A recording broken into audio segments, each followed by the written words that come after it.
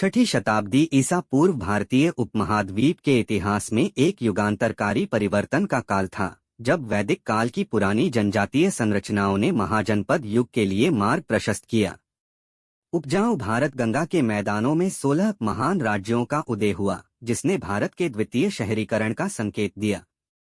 यह तीव्र राजनीतिक प्रयोगों का काल था, जहां पारंपरिक कबीलाई संबंधों का स्थान संगठित राज्यों ने ले लिया था। यह परिदृश्य मगध, कोसल, अवंती और वत्स जैसे शक्तिशाली राजतंत्रों और वृज्जी संघ जैसे गणसंघों गणतंत्रों के बीच विभाजित था। इन राज्यों की पहचान उनकी किलेबंद राजधानियों, पेशेवर स्थायी सेनाओं और करों के व्यवस्थित संग्रह से थी, जो लोहे की तकनीक के व्यापक उपयोग से संचालित थे। लोहे के इस प्रयोग ने कृषि और युद्ध दोनों में क्रांति ला दी थी। इस राजनीतिक सुदृढ़ीकरण के समानांतर एक गहरा बौद्धिक और सामाजिक विद्रोह भी चल रहा था। जैसे जैसे व्यापारिक मार्गों का विस्तार हुआ और एक नए व्यापारी वर्ग का उदय हुआ, उत्तर वैदिक काल के कठोर कर्मकांडों को कड़ी चुनौती मिली। इस महान उथल-पुथल ने श्रमण परंपराओं को जन्म दिया, जिनमें सबसे प्रमुख बौद्ध और जैन धर्म थे। गौतम बुद्ध और वर्धमान महावीर के नेतृत्व में इन आंदोलनों ने नैतिकता, कर्म और सामाजिक समानता पर क्रांतिकारी नए दृष्टिकोण पेश किए, जो स्थापित ब्राह्मणवादी व्यवस्था के लिए एक दार्शनिक विकल्प बनकर उभरे। इस सांस्कृतिक मंथन ने गंगा के मैदान के शहरों को बहस और विविध विचारों के जीवंत केंद्रों में बदल दिया, जिसने पूर्व के नैतिक ढांचे को हमेशा के लिए बदल दिया। अंततः यह युग वर्चस्व के लिए एक निर्मम संघर्ष द्वारा परिभाषित किया गया था। रणनीतिक गठजोड़, चतुर कूटनीति और बेहतर सैन्य नवाचार के संयोजन के माध्यम से मगध धीरे धीरे सबसे शक्तिशाली शक्ति के रूप में उभरा।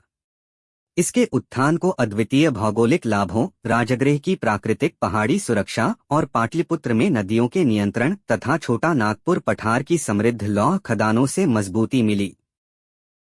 मगध के राजा बड़े पैमाने पर युद्ध हाथियों को तैनात करने वाले पहले शासक थे, जिन्होंने अपने प्रतिद्वंद्वियों के रथों को ध्वस्त कर दिया था।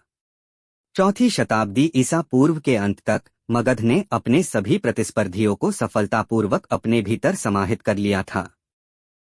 नंद राजवंश, जिसने चौथी शताब्दी ईसा पूर्व के दौरान शासन किया, प्रारंभिक भारतीय इतिहास के एक अत्यंत महत्वपूर्ण लेकिन अक्सर कम आंके जाने वाले अध्याय का प्रतिनिधित्व करता है।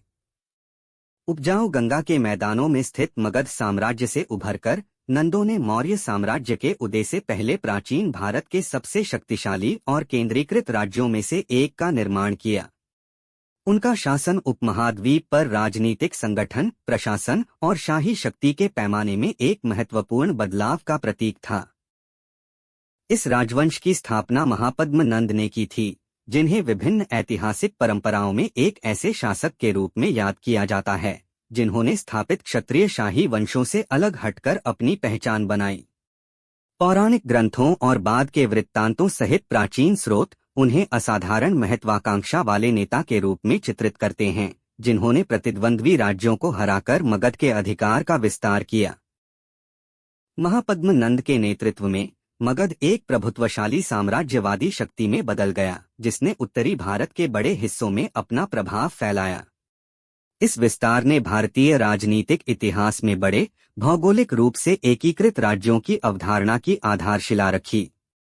नंद शक्ति के सबसे आकर्षक पहलुओं में से एक उनकी अथाह संपत्ति थी। मगध की रणनीतिक स्थिति, उपजाऊ कृषि आधार और व्यापारिक मार्गों पर नियंत्रण ने एक समृद्ध अर्थव्यवस्था में योगदान दिया।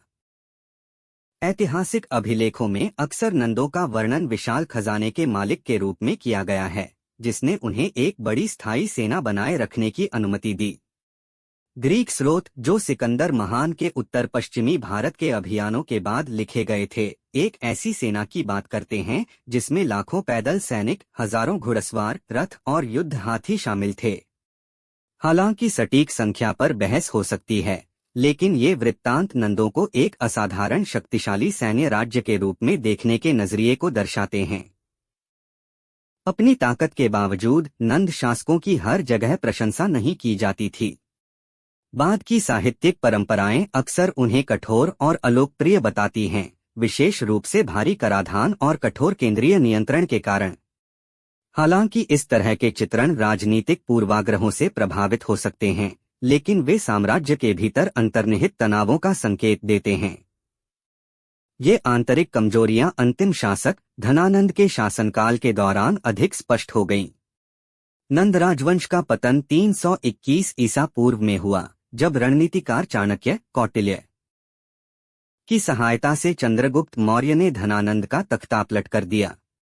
इस घटना ने मौर्य साम्राज्य की शुरुआत की, जिसने नंदों के अधीन विकसित कई प्रशासनिक और राजनीतिक संरचनाओं को विरासत में प्राप्त किया और उन्हें और अधिक परिष्कृत किया।